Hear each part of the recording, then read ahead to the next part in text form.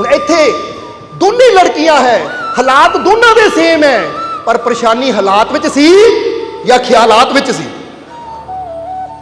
समझ लो जरा, इदां ही तुहाडे जीवन च भी बहुत कुछ ऐसा हो सकता है। हुण असीं इत्थे कह सकते जिहड़ी पहली लड़की सी उहदा स्ट्रैस लैवल, तनाव का लैवल बड़ा हाई है, वो हर सिचुएशन में खिंच रही है, बोल रही है। तो दूजे पासे जी दूजी लड़की है, हालात वो भी उही है, पर वह स्ट्रैस लैवल बिल्कुल लो है, वो शांति का लैवल हाई है। इसलिए साडे जीवन दे विच साडे हालातों तो पता लग जाता है कि साडा स्ट्रैस लैवल जिहड़ा है हाई है या लो। हुण इत्थे थोड़ियां चीज़ां दसांगे तुहानूं, तुसीं भी चैक करिओ कि तुहाडा स्ट्रैस लैवल हाई है या लो। अगर तुसी कोई काम करते हो, चाहे घर का काम करते हो, दफ्तर का काम करते हो, किते भी कोई काम करते हो, वो काम च सफलता नहीं मिलती, वो काम च सफलता नहीं मिलती, तो तुसी इरीटेट होना शुरू कर देंगे हो, यानी तनाव नाल भर जाते हो तुसी। तो यह मतलब है कि तुहाडा स्ट्रैस लैवल हाई है, जिहड़ा तुसी तनाव नाल भर गए। हाय मेरा काम क्यों नहीं होया, होना चाहिए सी, क्यों नहीं होया। अगर उत्थे तुहानूं गुस्सा आंदा है, कम क्यों नहीं होया, होना चाहिए सी, इरीटेट होंदे, परेशान होंदे हो, तो यह मतलब है तुहानूं चैक करने की लोड़ है कि मेरा स्ट्रैस लैवल हाई है भाई, शांति थोड़ा इत्थे मैनूं कम डाउन, थल्ले आने की लोड़ है। तो दूसरा, अगर तुसीं कोई चीज़ घर च लभदे हो ना, कई बार वो चीज़ नहीं मिलती, तो तुसीं बुद्ध बुदाना शुरू कर देंगे हो, दूजिਆਂ ਨੂੰ बुरा भला पता नहीं कित्थे रख देंगे, पता नहीं क्यों कर देंगे, ये चीज़ नहीं मैनूं मिलती। तुसीं गुस्से नाल सब नूं बोलदे हो या अपने आप ਨੂੰ बुद्ध बुदांदे रहंदे हो कि मैनूं अकल ही नहीं, मैं भी रख के भुल जांदा या भुल जांदी हां। ਇਹਦਾ मतलब तां भी स्ट्रैस लैवल तुहाडा हाई है, इहनूं चैक करन दी लोड़ है। क्योंकि इदां दे हालात च बुद्ध बुदा के, जिद्दां हुण पहली लड़की ने सहेली का दिल भी दुखाया तो हल भी कोई नहीं किया, परेशान हुई, पर दूजी ने सहेली का दिल भी नहीं दुखन दिता तो हल भी कर लिया कि जल्दी जल्दी उस स्टैपर लेके पिन कर दे ताकि किसी को पता ना लगे ड्रैस फटी है। इसीलिए असीं दस रहे हैं कि जदों इंसान के जीवन च कोई प्रॉब्लम आती तो चिंता ना करो, बल्कि हल करिए कि हुण हो गया, हुण इहदा हल किदां कीता जावे। जे सोची जावांगे, चिंता करी जावे क्यों हो गया, काहते हो गया, इदां मेरे नाल ही क्यों होया, चाहे बीमारी नूं लैके, चाहे काम नूं लैके, चाहे किसी नुकसान नूं लैके है। हुण कई बार बंदा तुरिया है ना, ਉਹਦਾ कोई नुकसान हो गया पैसे नूं लैके, किसी चीज़ नूं लैके, मेरे नाल इदां क्यों होया, काहते होया, किद्दां होया, वो चिंता करता है।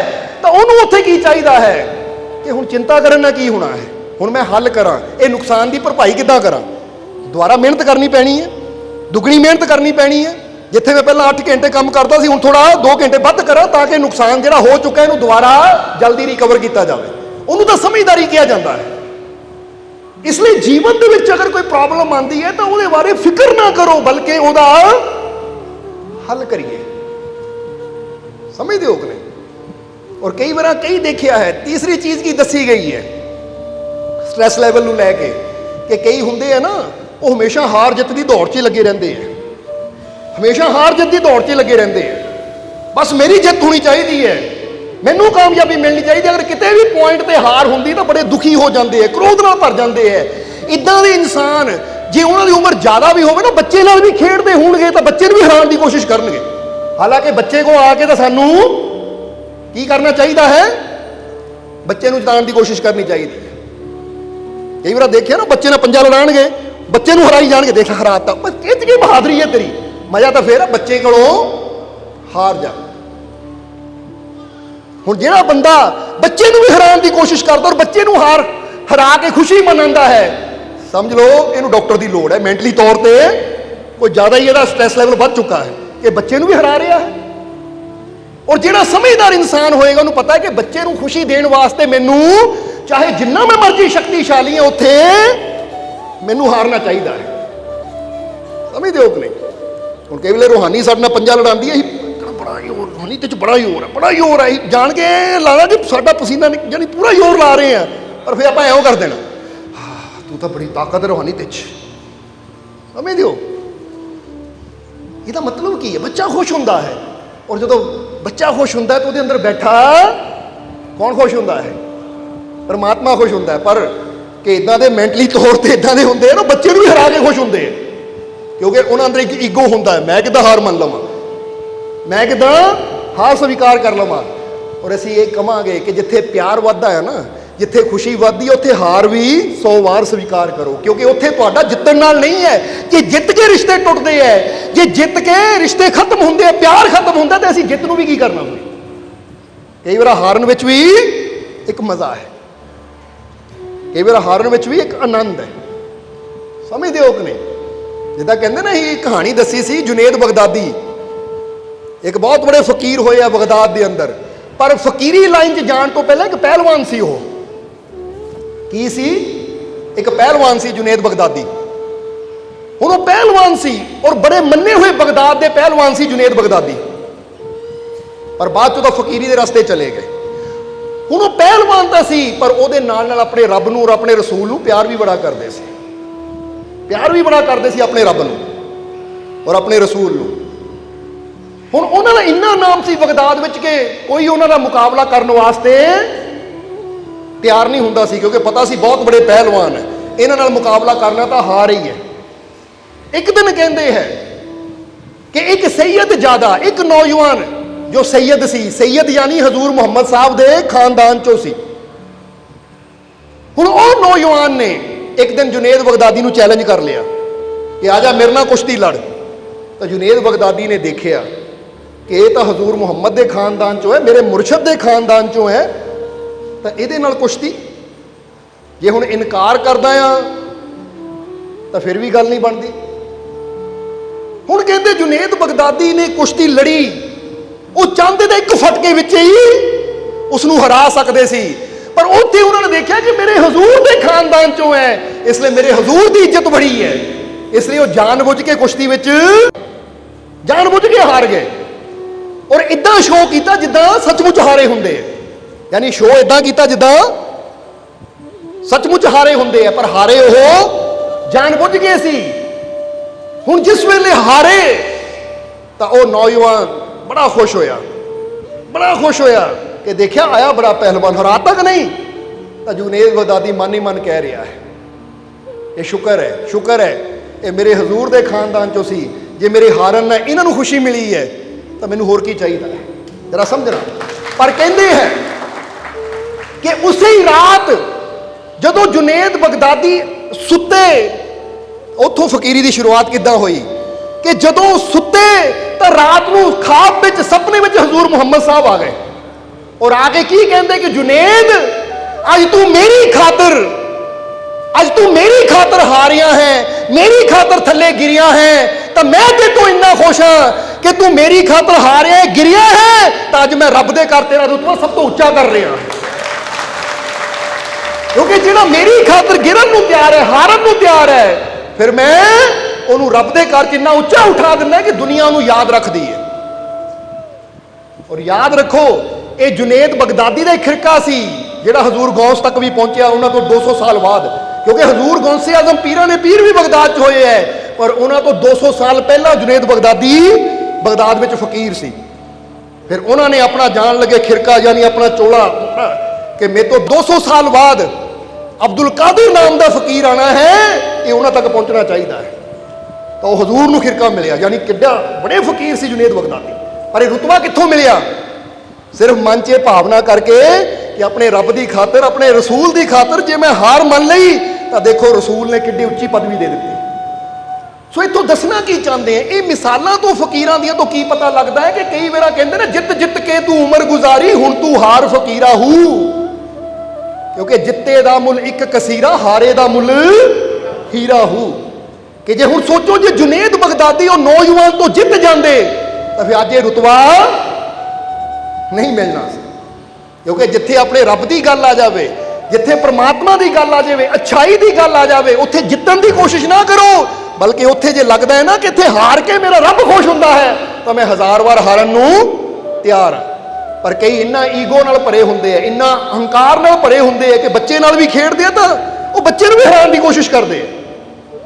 ਹਾਲਾਂਕਿ ਉੱਥੇ ਜਿਹੜੇ ਪੋਜ਼ਿਟਿਵਿਟੀ ਵਾਲੇ ਹੁੰਦੇ ਨਾ, ਅੱਛੀ ਸੋਚ ਵਾਲੇ ਹੁੰਦੇ ਆ, ਉਹ ਕਹਿੰਦੇ ਜੇ ਮੇਰੇ ਹਾਰਨ ਨਾਲ ਬੱਚਾ ਖੁਸ਼ ਹੁੰਦਾ ਨਾ ਤਾਂ ਬੱਚਾ ਤਾਂ ਰੱਬ ਦਾ ਰੂਪ ਹੈ, ਮੈਂ ਇੰਨਾ ਹੀ ਕਹਿ ਸਕਦਾ ਆਪਣੇ ਰੱਬ ਨੂੰ ਖੁਸ਼ ਕਰ ਰਿਹਾ ਮੈਂ, ਚਲੋ ਹਾਰ ਜਾਓ, ਇੱਥੇ ਕਿਹੜੀ ਬੇਇੱਜ਼ਤੀ ਹੋਣ ਲੱਗੀ ਹੈ। ਪਰ ਨਹੀਂ, ਉਹਨਾਂ ਦਾ ਈਗੋ ਇਦਾਂ ਦਾ ਹੁੰਦਾ ਹੈ, ਇਕੱਲੇ ਵੀ ਹੋਣਗੇ ਤਾਂ ਵੀ ਮੈਂ ਹੀ ਜਿੱਤਣਾ, ਫਿਰ ਖੁਸ਼ ਹੋਣਗੇ ਦੇਖਿਆ ਹਰਾ ਤੱਕ ਨਹੀਂ ਤੈਨੂੰ। ਬਾਹਰੀ ਤੌਰ ਤੇ ਜ਼ਰੂਰ ਜਿੱਤ ਰਹੇ ਹੋ, ਪਰ ਆਪਣੇ ਮਨ ਦੇ ਹੱਥੋਂ ਤੁਸੀਂ ਹਾਰ ਰਹੇ ਹੋ, ਕਿਉਂਕਿ ਤੁਸੀਂ ਆਪਣੀ ਈਗੋ ਨੂੰ ਹੋਰ ਵਧਾ ਰਹੇ ਹੋ। ਇਸ ਲਈ ਇਹਦਾ ਮਤਲਬ ਹੈ ਸਟ੍ਰੈਸ ਲੈਵਲ ਬਹੁਤ ਹਾਈ ਹੈ। ਔਰ ਹੋਰ ਵੀ ਚੀਜ਼ਾਂ ਦੱਸ ਦਈਏ ਕਿ ਇੱਕ ਇਨਸਾਨ ਹਮੇਸ਼ਾ ਦੁਖੀ ਰਹਿੰਦਾ ਹੈ। ਔਰ ਕਿਹੜਾ ਇਨਸਾਨ ਹੈ ਜਿਹੜਾ ਹਮੇਸ਼ਾ ਦੁਖੀ ਰਹਿੰਦਾ ਹੈ? ਇੱਥੇ ਥੋੜਾ ਸਮਝਣਾ ਕਿ ਦੁਖੀ ਇਨਸਾਨ ਦੀਆਂ ਕੀ ਨਿਸ਼ਾਨੀਆਂ ਹੈ। ਕਿ ਜਿਹੜਾ ਇਨਸਾਨ ਇਹ ਸੋਚਦਾ ਹੈ ਨਾ, ਪਹਿਲੀ ਨਿਸ਼ਾਨੀ, ਉਹ ਇਨਸਾਨ ਕਦੀ ਸੁਖੀ ਨਹੀਂ ਹੋ ਸਕਦਾ, ਹਮੇਸ਼ਾ ਦੁਖੀ ਰਹੇਗਾ। ਕਿਹੜਾ ਇਨਸਾਨ? ਪਹਿਲੀ ਚੀਜ਼, ਜਿਹੜਾ ਸੋਚੇਗਾ ਮੈਂ ਸਭ ਨੂੰ ਖੁਸ਼ ਕਰਨਾ ਹੈ, ਜਿਹੜਾ ਸਭ ਨੂੰ ਖੁਸ਼ ਕਰਨ ਦੀ ਕੋਸ਼ਿਸ਼ ਹੀ ਲੱਗਾ ਰਹੇਗਾ, ਉਹ ਕਦੀ ਸੁਖੀ ਹੋ ਹੀ ਨਹੀਂ ਸਕਦਾ, ਹਮੇਸ਼ਾ ਦੁਖੀ ਰਹੇਗਾ। ਕਿਉਂ? ਕਿਉਂਕਿ ਤੁਸੀਂ ਚਾਹ ਕੇ ਵੀ ਸਾਰਿਆਂ ਨੂੰ ਖੁਸ਼ ਨਹੀਂ ਕਰ ਸਕਦੇ। ਕਰ ਸਕਦੇ ਹੋ?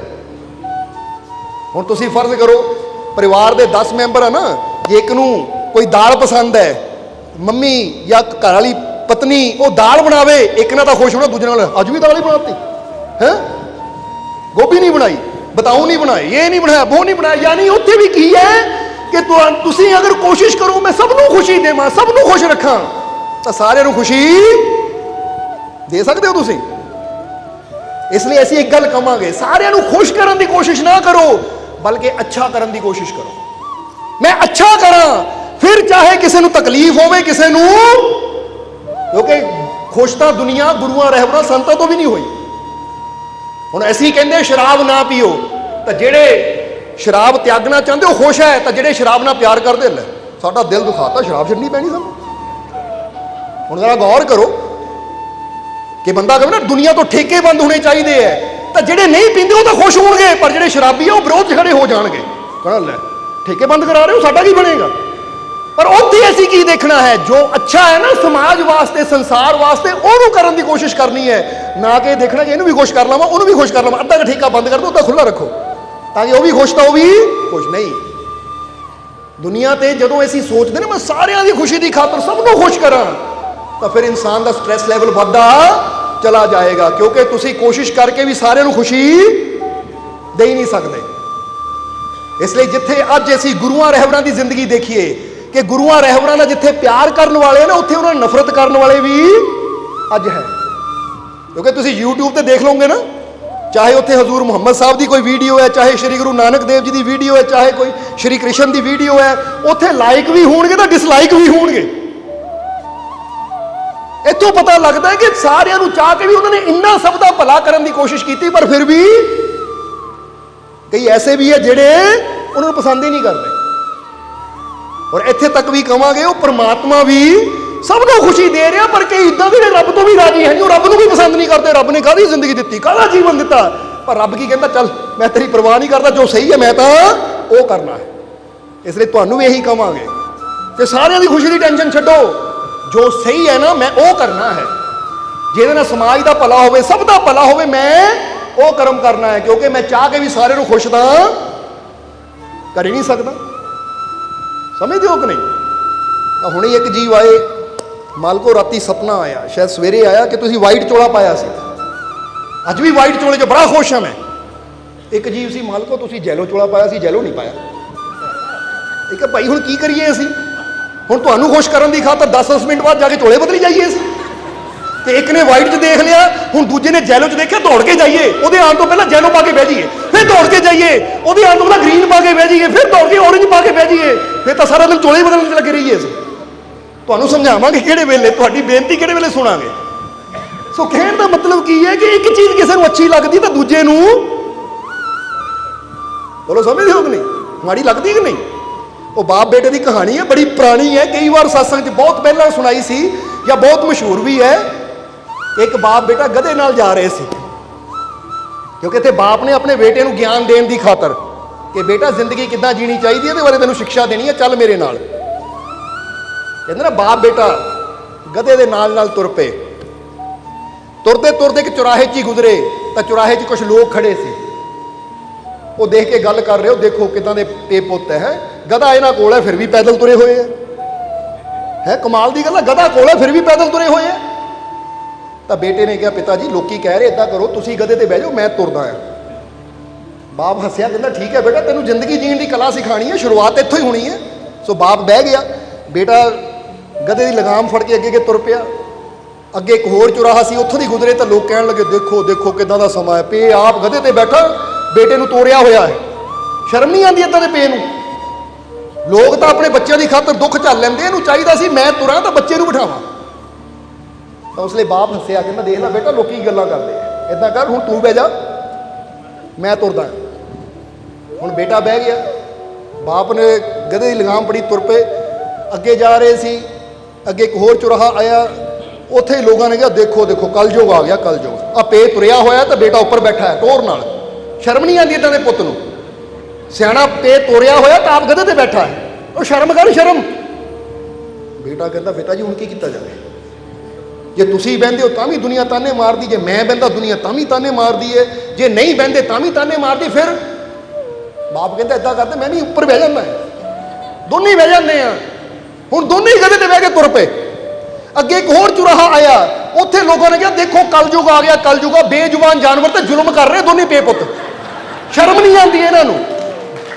ਆ ਗਧੇ ਦੀ ਜਾਨ ਲੈਣੀ ਹੈ, ਇਕੱਠੇ ਹੀ ਬੈਠੇ ਦੋ ਜਣੇ ਇੱਕ ਤੇ, ਸ਼ਰਮ ਕਰੋ। ਜੇ ਪੈਦਲ ਤੁਰ ਲਓਗੇ ਤੁਹਾਡਾ ਕੀ ਕੱਸ ਜਾਣਾ ਹੈ, ਕਮ ਸੇ ਕਮ ਗਧਾ ਤਾਂ ਸੌਖਾ ਹੋ ਜਾਊ। ਹੁਣ ਬੇਟਾ ਕਹਿੰਦਾ ਪਿਤਾ ਜੀ ਹੁਣ ਕੀ ਕੀਤਾ ਜਾਵੇ, ਪੈਦਲ ਤੁਰਦੇ ਆ, ਖਾਲੀ ਤੁਰਦੇ ਆ ਤਾਂ ਵੀ ਦੁਨੀਆ ਬੋਲਦੀ ਹੈ। ਹੁਣ ਇੱਕ ਬਹਿੰਦਾ ਤਾਂ ਵੀ ਦੁਨੀਆ ਬੋਲਦੀ ਹੈ, ਦੂਜਾ ਬਹਿੰਦਾ ਤਾਂ ਵੀ ਦੁਨੀਆ ਬੋਲਦੀ, ਇਕੱਠੇ ਬਹਿੰਦੇ ਤਾਂ ਵੀ ਦੁਨੀਆ ਬੋਲਦੀ, ਕਰੀਏ ਕੀ? ਤਾਂ ਬਾਪ ਉਸਲੇ ਉਤਰਿਆ, ਕਹਿੰਦੇ ਬੇਟਾ ਇਸੇ ਲਈ ਮੈਂ ਤੈਨੂੰ ਲੈ ਕੇ ਆਇਆ ਸੀ ਕਿ ਤੂੰ ਦੇਖ ਲਿਆ ਨਾ, ਤੂੰ ਕੁਝ ਵੀ ਕਰੇਗਾ ਦੁਨੀਆ ਨੇ ਤਾਂ ਗੱਲਾਂ ਕਰਨੀਆਂ ਹੀ ਹੈ, ਪਰ ਹੁਣ ਤੂੰ ਸੋਚ ਕੇ ਸਹੀ ਕੀ ਹੈ। ਤੇਰਾ ਗਧੇ ਤੇ ਬੈਠਣਾ ਸਹੀ ਹੈ, ਮੇਰਾ ਗਧੇ ਤੇ ਬੈਠਣਾ ਸਹੀ ਹੈ, ਸਾਡਾ ਦੋਨਾਂ ਦਾ ਗਧੇ ਤੇ ਬੈਠਣਾ ਸਹੀ ਹੈ, ਸਾਡਾ ਦੋਨਾਂ ਦਾ ਤੁਰਨਾ ਸਹੀ ਹੈ। ਆਪਣੀ ਬੁੱਧੀ ਨਾਲ ਸੋਚ ਕੇ ਸਹੀ ਕੀ ਹੈ, ਕਿਉਂਕਿ ਜੋ ਠੀਕ ਹੈ ਸਹੀ ਹੈ ਉਹ ਕਰ। ਇਹ ਨਾ ਦੇਖ ਦੁਨੀਆ ਕੀ ਕਹਿੰਦੀ ਹੈ, ਕਿਉਂਕਿ ਦੁਨੀਆ ਦਾ ਕੰਮ ਤਾਂ ਕੁਝ ਕਰਾਂਗੇ ਤਾਂ ਵੀ ਦੁਨੀਆ ਨੇ ਕਹਿਣਾ, ਕੁਝ ਨਹੀਂ ਕਰਾਂਗੇ ਤਾਂ ਵੀ ਦੁਨੀਆ ਨੇ ਕਹਿਣਾ ਹੈ। ਕਿਉਂਕਿ ਜ਼ਿਆਦਾਤਰ ਜਿਹਨਾਂ ਕੋ ਜੋ ਨਹੀਂ ਹੈ ਉਹ ਸੜਦੇ ਹੈ। ਤੁਸੀਂ ਕਦੀ ਦੇਖੋ ਨਾ, ਹੁਣ ਜਿਹੜਾ ਇਨਸਾਨ ਕਿਤੇ ਪੜ੍ਹਦਾ ਹੋਵੇ ਨਾ ਮਨ ਲਾ ਕੇ, ਤਾਂ ਦੁਨੀਆ ਆਇਆ ਵੱਡਾ ਪੜਾਕੂ, ਦੇਖ ਦੇਖ ਦੇਖ ਹਰ ਵੇਲੇ ਪੜ੍ਹਦਾ ਹੀ ਰਹਿੰਦਾ ਹੈ, ਇਹ ਨਾ ਮੰਨਣਾ ਪ੍ਰੋਫੈਸਰ। ਉਹ ਪੜ੍ਹਦਾ ਤਾਂ ਨਹੀਂ ਦੁਨੀਆ ਉਹਨੂੰ ਟਿਕਣ ਦਿੰਦੀ, ਔਰ ਇਹ ਤਾਨੇ ਉਹੀ ਲੋਕ ਦੇਣਗੇ ਜਿਨ੍ਹਾਂ ਦੇ ਪੱਲੇ ਆਪਣੇ ਕੁਝ ਨਹੀਂ ਹੋਏਗਾ, ਜਿਹੜੇ ਆਪ ਕੁਝ ਨਹੀਂ ਬਣੇ ਹੋਣਗੇ ਨਾ। ਦੂਜੇ ਨੂੰ ਜੇ ਕੋਈ ਧਿਆਨ ਕਰੇ ਨਾ, ਆਹ ਬਣਨਾ ਸਾਧੂ, ਇਹ ਨਾ ਬਣਨਾ ਫਕੀਰ, ਦੇਖ ਕਿੰਨਾ ਧਿਆਨ ਕਰਦਾ, ਬੜਾ ਧਿਆਨੀ ਬਣ ਗਿਆ, ਇਹ ਆਇਆ ਵੱਡਾ ਧਿਆਨੀ। ਸਮਝਦੇ ਹੋ ਕਿ ਨਹੀਂ? ਯਾਨੀ ਤੁਸੀਂ ਕੋਈ ਚੰਗਾ ਵੀ ਕਰੋਗੇ ਨਾ ਤਾਂ ਸਮਝ ਲਓ ਕਿ ਜਿਹੜੇ ਤੁਹਾਡੇ ਨਾਮ ਇਦਾਂ ਦੇ ਰੱਖ ਦਿੰਦੇ ਆ, ਪੜਾਕੂ, ਧਿਆਨੀ, ਆ ਇਦਾਂ ਆ ਉਦਾਂ, ਇਹ ਸਮਝ ਲਓ ਤੁਹਾਡੇ ਤੋਂ ਜਲਦੇ ਆ, ਇਹ ਤੁਹਾਡੇ ਤੋਂ ਸੜਦੇ ਆ। ਇਹਦੇ ਇਦਾਂ ਦੇ ਬੰਦਿਆਂ ਤੋਂ ਹੁਸ਼ਿਆਰ ਰਹੋ, ਕਿਉਂਕਿ ਉਹਨੇ ਆਪ ਕੁਝ ਕਰਨਾ ਨਹੀਂ, ਤੁਹਾਨੂੰ ਕੁਝ ਕਰਨ ਨਹੀਂ ਦੇਣਾ, ਤਾਨੇ ਮਾਰਨੇ ਆ। ਤਾਂ ਜੇ ਹੁਣ ਇਦਾਂ ਦੇ ਲੋਕਾਂ ਦੀ ਪਰਵਾਹ ਕਰਕੇ ਤੁਸੀਂ ਪੜ੍ਹਨਾ ਛੱਡ ਦੇਵੋ, ਧਿਆਨ ਕਰਨਾ ਛੱਡ ਦੇਵੋ, ਉਹ ਆਪ ਤਾਂ ਦੁਖੀ ਹੈ, ਤੁਹਾਡੇ ਜੀਵਨ 'ਚ ਵੀ ਉਹ ਦੁੱਖ ਭਰ ਦਿੰਦੇ ਆ। ਇਸ ਕਰਕੇ ਬਹੁਤ ਲੋਕ ਤੁਸੀਂ ਇਦਾਂ ਦੇ ਦੇਖੋਗੇ ਕਿ ਜੇ ਤੁਸੀਂ ਐਕਸਰਸਾਈਜ਼ ਕਰੋਗੇ ਨਾ, ਆ ਗਿਆ ਇਹ ਨਾ ਬਣਨਾ ਰਨੋਲਡ ਹੈ, ਇਹ ਅਰਨੋਲਡ ਬਣਨਾ, ਨਾ ਇਹ ਬਣਨਾ ਬੋਡੀ ਬਿਲਡਰ ਹੈ, ਤੁਰਿਆ ਐਕਸਰਸਾਈਜ਼ ਕਰਨ, ਕਹਿੰਦੇ ਕਿ ਨਹੀਂ ਇਦਾਂ ਦੇ ਬੰਦੇ? ਤੁਸੀਂ ਕੁਝ ਵੀ ਚੰਗਾ ਕਰੋ, ਉਹਨਾਂ ਨੇ ਤਾਂ ਤਾਨਾ ਹੀ ਮਾਰਨਾ ਹੈ। ਸਮਝ ਲਓ ਇਹ ਲੋਕ ਤੁਹਾਡੇ ਤੋਂ ਸੜਦੇ ਆ, ਇਹਨਾਂ ਤੋਂ ਦੂਰ ਰਹੋ, ਕਿਉਂਕਿ ਸੜਨ ਵਾਲੇ ਦੇ ਵੀ ਕੁਝ ਨਿਸ਼ਾਨੀਆਂ ਹੁੰਦੀਆਂ, ਸਮਝਦੇ ਹੋ ਕਿ ਨਹੀਂ? ਸੜਨ ਵਾਲੇ ਦੀਆਂ ਨਿਸ਼ਾਨੀਆਂ ਕੀ ਕੀ ਹੁੰਦੀਆਂ ਹੈ ਕਿ ਜਦੋਂ ਤੁਸੀਂ ਕੋਈ ਚੰਗਾ ਕਰੋਗੇ ਤੁਹਾਡਾ ਕੋਈ ਨਾ ਕੋਈ ਨਾਮ ਰੱਖ ਦੇਣਗੇ। ਉਹ ਜਿੱਦਾਂ ਦੱਸਿਆ ਪੜਾਕੂ ਹੋ ਗਿਆ, ਉਹ ਬੜਾ ਧਿਆਨੀ ਹੋ ਗਿਆ, ਆ ਬੜਾ ਹੋ ਗਿਆ। ਜੇ ਤੁਸੀਂ ਆਪਣੀ ਹੈਲਥ ਦਾ ਖਿਆਲ ਰੱਖੋ, ਆਇਆ ਵੱਡਾ ਡਾਕਟਰ ਹੈ, ਵੱਡਾ ਡਾਕਟਰ ਹੈ, ਕਿੱਦਾਂ ਸਿਹਤ ਦਾ ਖਿਆਲ ਰੱਖਦਾ ਹੈ। ਸਮਝਦੇ ਹੋ ਕਿ ਨਹੀਂ? ਇਹ ਮਤਲਬ ਜਲ ਰਿਹਾ ਤੁਹਾਡੇ ਤੋਂ, ਇਹ ਇੱਕ ਸਿਗਨਲ ਮਿਲ ਰਿਹਾ ਤੁਹਾਨੂੰ ਕਿ ਇਦਾਂ ਦੇ ਬੰਦੇ ਤੋਂ ਬਚ ਕੇ ਰਵਾਂ ਮੈਂ। ਜਿਹੜਾ ਤੁਹਾਡਾ ਨਾਮ ਕੋ ਨਾਮ ਰੱਖੇ ਉਹ ਤੁਹਾਡੇ ਤੋਂ ਜਲ ਰਿਹਾ ਹੈ। ਤਾਂ ਜਦੋਂ ਤੁਹਾਨੂੰ ਕੋਈ ਚੀਜ਼ ਮਿਲਦੀ ਹੈ, ਹੁਣ ਕਈ ਆ ਜਾਂਦੇ ਨਾ, ਫਰਜ਼ ਕਰੋ ਤੁਸੀਂ ਨਵੀਂ ਗੱਡੀ ਲਈ ਹੈ, ਹੁਣ ਜਿਹੜਾ ਸੜਨ ਵਾਲਾ ਅੰਦਰੋਂ ਪਤਾ ਕਿੱਦਾਂ ਕਰੇਗਾ, ਹਾਂ ਨਵੀਂ ਗੱਡੀ ਲੈ ਲਈ, ਫਿਰ ਵਧਾਈਆਂ, ਬਹੁਤ ਮੁਬਾਰਕਾਂ, ਪਰ ਯਾਰ ਇਹਦਾ ਰੰਗ ਕੁਝ ਠੀਕ ਹੈ ਨਹੀਂ, ਆ ਕਾਲਾ ਰੰਗ ਲੈ ਲਿਆ, ਜੇ ਚਿੱਟਾ ਲੈਂਦਾ ਉਹ ਨਹੀਂ ਸੋਹਣਾ ਲੱਗਣਾ ਸੀ। ਹੁਣ ਇਹ ਬੋਲ ਕੇ ਨਹੀਂ ਕਹਿ ਰਿਹਾ, ਇਹਦਾ ਮਤਲਬ ਅੰਦਰੋਂ ਸੜ ਰਿਹਾ, ਸਿਗਨਲ ਦੇ ਰਿਹਾ ਹੈ। ਉਹ ਇਹਦੇ ਨਾਲ ਵਧੀਆ ਮਾਡਲ ਤਾਂ ਫਲਾਨੀ ਗੱਡੀ ਸੀ, ਉਹ ਕਿਉਂ ਨਹੀਂ ਲਈ ਤੂੰ? ਸੜ ਰਿਹਾ ਅੰਦਰੋਂ ਅੰਦਰ। ਇਹ ਕੁਝ ਸਿਗਨਲ ਹੁੰਦੇ ਆ ਸੜਨ ਵਾਲਿਆਂ ਦੇ, ਜਿਹਨੂੰ ਹਾਸਿਦ ਕਹਿ ਦਿੱਤਾ ਜਾਂਦਾ ਹੈ। ਜਿਹਦਾ ਜੈਲਸ ਕਰਨ ਵਾਲਾ ਹੁੰਦਾ ਨਾ, ਸੜ ਰਿਹਾ ਹੁੰਦਾ ਹੈ। ਔਰ ਇੱਕ ਉਹਦਾ ਹੋਰ ਵੀ ਗੁਣ ਹੁੰਦਾ ਹੈ ਕਿ ਜੇ ਤੁਹਾਡੇ ਕੋਲ ਕੋਈ ਵਧੀਆ ਚੀਜ਼ ਹੈ ਨਾ, चार दोस्तों 'ਚ बैठा गल हो रही कि फलाने को बहुत वधिया कोठी है, फलाने को बहुत वधिया गड्डी, कभी तुहाडा नाम नहीं लेगा कि मैं उन्होंने जानदा उहदे कोल है, बल्कि उत्थे भी नुक्स कड्डेगा।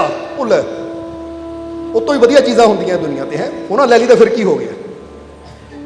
और जे तुसीं कोई अच्छा काम करोगे तो जिहड़ा तुहाडे तों सड़न वाला है ना, वो की कहेगा पता, तुसीं जिन्ना मर्जी वधिया काम कर लो, लै इह च की वडियाई है, इदां तां मैं भी कर दूँ, है इह च किहड़ी खूबी है, इह च किहड़ी बड़ी गल है, आ कोई बड़ी गल है?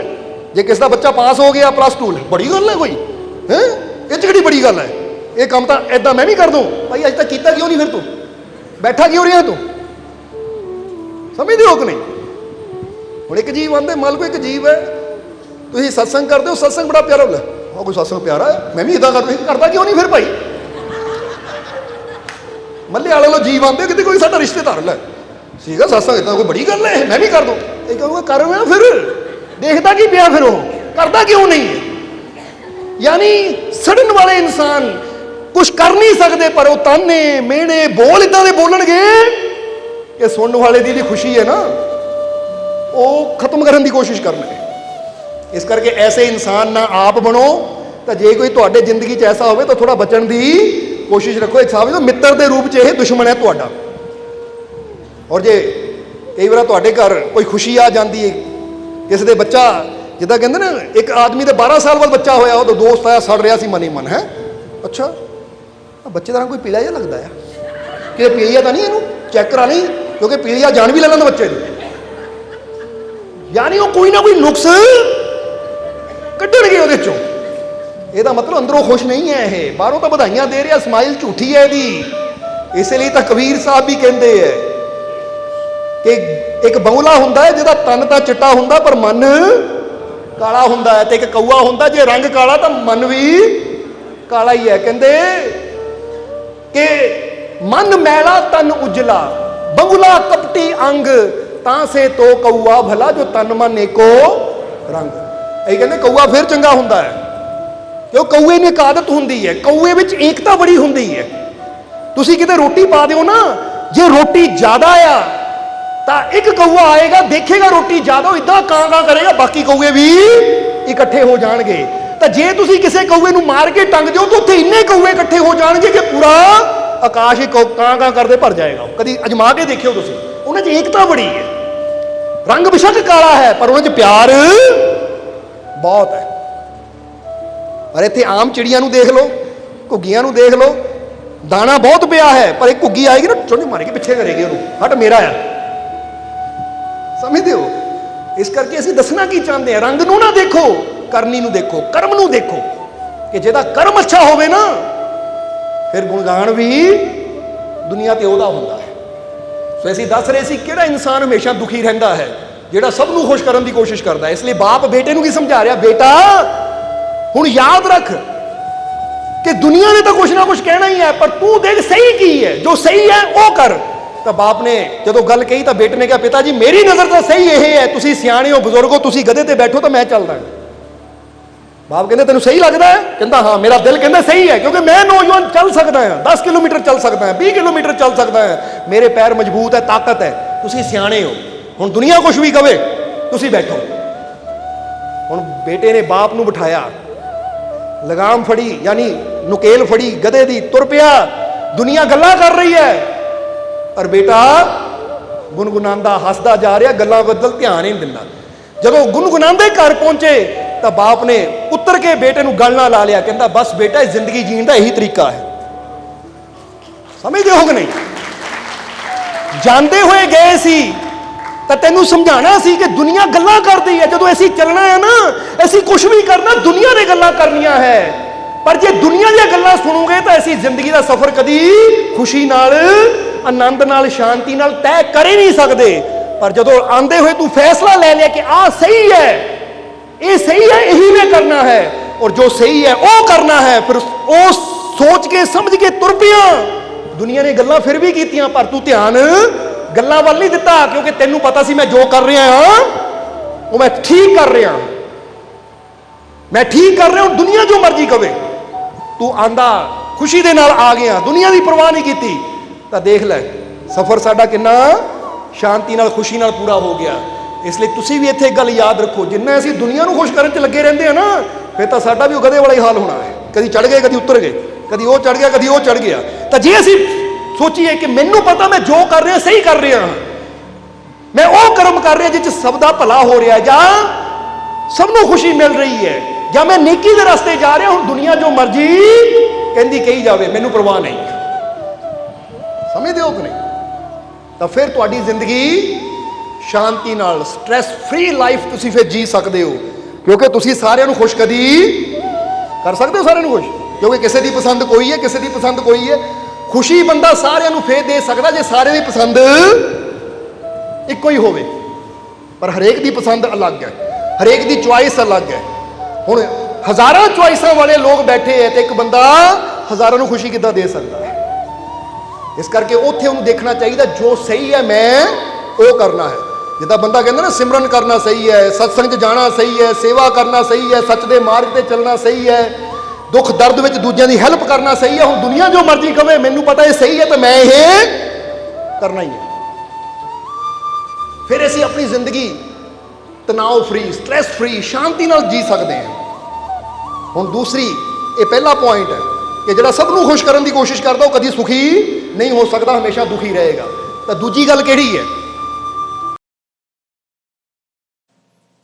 सब्सक्राइब कीजिए सर्व संध्या दरबार कांटिया शरीफ चैनल को और बेल आइकन दबाइए मालिक जी की लेटेस्ट सत्संग की वीडियो को सबसे पहले देखने के लिए।